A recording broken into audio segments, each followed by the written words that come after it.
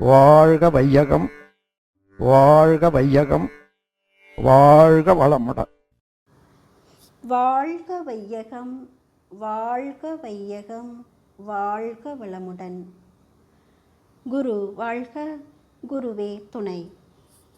நானே பெரியவன் என்னும் அகந்தையை விடுங்கள் என்பது தலைப்பு. வல்லவனுக்கு வல்லவன் வையகத்தில் உண்டு, வல்லவனுக்கு புல்லும் ஆயுதம் என்ற பழமொழியும் உண்டு. வல்லவன் வாழ்வான் என்றாலும் அடிமையாக அல்ல. அவன் வாழ விரும்புவது அவனது மனச்சிறையிலிருந்து விடுபட்டு அறிவு சுதந்திரம் உடையவனாக, ஆத்ம ஞானம் பெற்றவனாக. ஆத்ம ஞானம் பெற்ற தத்துவஞானி வேதாத்ரி மகரிஷியின் வாழ்விலிருந்து ஒரு உண்மை சம்பவத்தை காணலாம். சென்னை போஸ்டல் ஆடிட் ஆஃபீஸில் பல ஆண்டுகளாக நிதி காப்பாளருக்கு துணையாளராக பணியாற்றி வந்தார் வேதாத்ரி மகரிஷி. ஒரு சமயம் அவர் அலுவலகத்தில் நிதி காப்பாளர் விடுமுறையில் சென்றுவிட்டார். அவ்விடத்தில் ஒரு புதியவர் வந்தார். வந்தவருக்கு பிறரை அதிகாரம் செய்வதில் நாட்டம் அதிகம். பிறரை அதிகாரம் செய்வதே அகந்தையினால் தானே. அந்த புதிய அலுவலர் மகரிஷி அவர்களுக்கு சட்டத்திற்கு புறம்பான ஒரு காரியத்தை செய்யும்படி கட்டளையிட்டார். மகரிஷியோ அதற்கு மறுத்துவிட்டார். உடனே அந்த அதிகாரிக்கு சினம் வந்துவிட்டது. "You must obey my orders" என்று ஆங்கிலத்தில் உரக்க கூறினார். அதிகாரியை ஏறிட்டு பார்த்து, "என்னங்க சார்?" என்று கேட்டார் மகரிஷி. அதற்கு அதிகாரி மீண்டும் "you must obey my orders" என கத்தினார். "நீங்கள் கூறுவது சட்டத்திற்கு புறம்பானதாக இருந்தால்?" என கேட்கிறார் மகரிஷி. "எப்படி இருந்தாலும் நான் சொல்வதை நீ கேட்டுத்தான் ஆக வேண்டும். அதற்கு நான் தானே பொறுப்பாளி" என்கிறார் அதிகாரி. இந்த ஆணவ பேச்சு மகரிஷிக்கு பிடிக்கவில்லை. தனது அடிமை நிலைக்கு முடிவு கட்ட நினைத்த மகரிஷி உடனே ஒரு கடிதம் எழுதுகிறார் அதிகாரிக்கு. "ஐயா, நான் தங்கள் அலுவலகத்தில் 23 வருடங்களாக பணிபுரிந்து வருகிறேன்.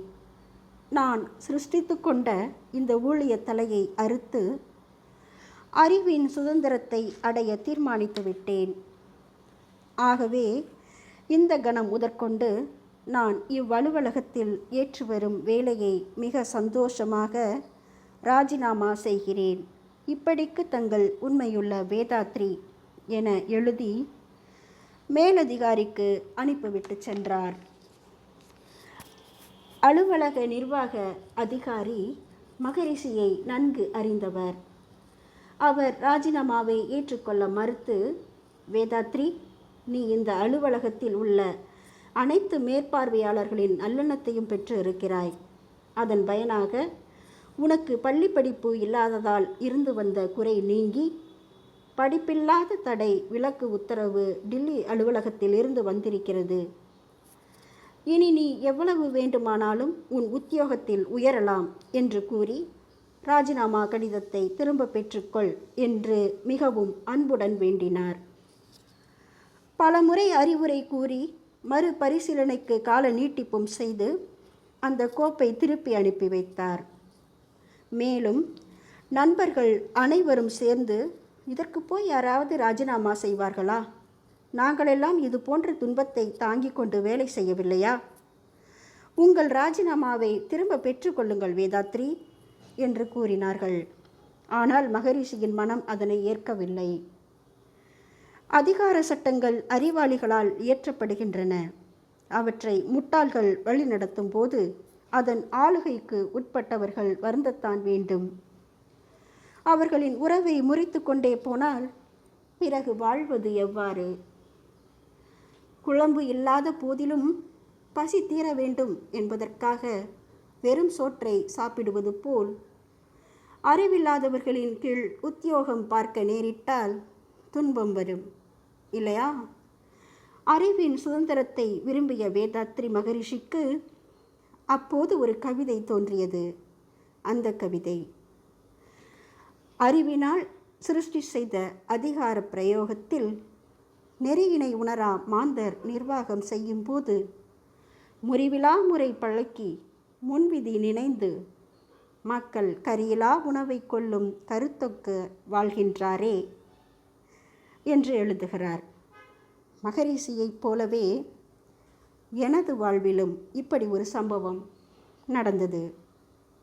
ஆமாம், நானும் ஒரு நிறுவனத்தில் பணியாற்றி கொண்டிருந்தேன். அது ஆசிரியப் பணி, அறப்பணி. அர்ப்பணித்தேன் என்னை. அதே காலத்திலே சேவை செய்யும் வாய்ப்பும் கிடைத்தது. அளவான குடும்பம், மகிழ்ச்சியான வாழ்க்கை என போய்கொண்டிருந்தது. பணியில் உண்மைக்கு புறம்பாக செயல்பட வேண்டிய நிலை ஏற்பட்டதால் வேலையை ராஜினாமா செய்தேன். பிறகு சேவை செய்யும் இடத்திலும் மன வருத்தம் ஏற்பட்டது. அதன் காரணமாக சேவை செய்வதையும் நிறுத்திவிட்டு 2 மாதங்கள் வீட்டிற்குள்ளேயே முடங்கி கிடந்தேன். வெளியில் எங்கும் செல்லவில்லை. என்னால் பிறருடன் இணக்கமாக வாழ முடியவில்லையோ என எண்ணி வருந்தினேன். என்னை நானே நொந்து கொண்டேன். அதனால் குற்ற உணர்ச்சியும் தாழ்வு மனப்பான்மையும் ஏற்பட்டது. அப்பொழுது ஒரு நாள் இரவு மிகவும் மன வருத்தத்துடன் தூங்க முற்பட்டேன். தூக்கம் வரவில்லை. பிறகு மகரிஷி எழுதிய புத்தகம் ஒன்றை எடுத்து படித்து பார்த்தேன். மனம் அதில் ஒன்றவில்லை. பிறகு எப்படியோ தூங்கிவிட்டேன். அப்பொழுது ஒரு கனவு. அதில் வேதாத்ரி மகரிஷியும் அன்னை லோகாம்பாலும் கையில் தாம்பூலத்தட்டு ஒன்றை பிடித்து கொண்டு நிற்கிறார்கள். அத்தட்டின் நடுவில் அகல் விளக்கு ஒன்று பிரகாசமாக எரிந்து கொண்டிருந்தது. மேலும் அந்த தட்டில் விளக்கை சுற்றி மகரிஷியின் பொன்மொழிகள் எழுதப்பட்ட அட்டைகள் நிறைய அடுக்கி வைக்கப்பட்டிருந்தன. மகரிஷியும் அன்னையும் அத்தட்டை என் கைகளில் கொடுத்துவிட்டு என்னை கருணை பொங்க பார்க்க சிரித்து கொண்டிருந்தனர். அவர்களை பார்த்த பரவசத்தின் காரணமாக அவர்களிடம் என்னால் எதுவும் பேச இயலவில்லை. அவர்கள் கொடுத்த அந்த தட்டை வாங்கி கொண்டு உள்ளம் பூரிக்க அவர்களையே பார்த்த வண்ணம் நின்று கொண்டிருந்தேன். காலையில் கண் விழித்ததிலிருந்து ஒரே மகிழ்ச்சி. கனவின் உட்பொருளை விளங்கிக் கொண்டேன். என்னை ஆட்கொண்ட குருவால் அன்று முதல் மனம் சோராது அறிவு விளக்கேற்றிக் கொண்டிருக்கிறேன். எனது குருவின் கருணையை வேறு எப்படி சொல்வது? நான் எனக்கு தெரியவில்லை. என் குருவின் கருணையே கருணைதான் இல்லையா? வாழ்க வளமுடன். குரு வாழ்க. குருவே சரணம். நன்றி, வணக்கம். வாழ்க வளமுடன். ஸ்கை வேதாத்ரி அமுதம் சேனலை சப்ஸ்கிரைப் பண்ணாதவங்க சப்ஸ்கிரைப் பண்ணுங்கள், பெல் பட்டனை டச் பண்ணுங்கள். அப்போ தான் நாங்கள் போடுற எல்லா வீடியோஸும் உங்களுக்கு கிடைக்கும். நன்றி. வாழ்க வளமுடன்.